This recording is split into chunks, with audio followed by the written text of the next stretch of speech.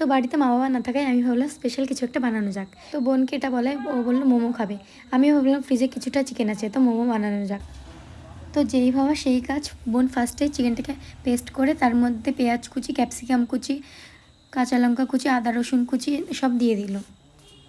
আর দিল সামান্য পরিমাণে গোলমরিচ আর সয়া সস, আর অল্প করে চিলি সস, আর দিলাম হালকা লেবুর রস আর লবণ স্বাদ মতো, আর কিছুটা তেল। তো এবার ভালো করে চিকেনটাকে মাখিয়ে কিছুক্ষণের জন্য রেখে দিল। তো আমি এখানে ময়দাটা মেখে নিলাম।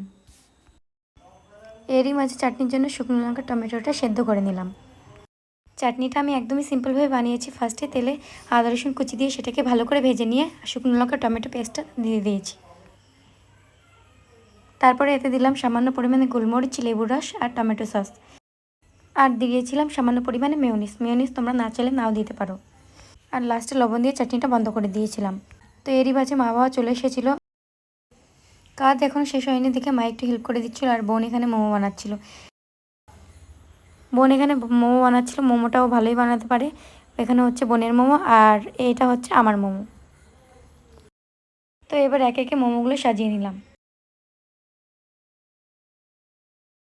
তো এগুলোকে এখন 20 থেকে 25 মিনিটের জন্য স্টিমে বসিয়ে দিলাম। ওগুলো রেডি হতে হতে আমরা বাকি মোমোগুলো বানিয়ে ফেলেছি।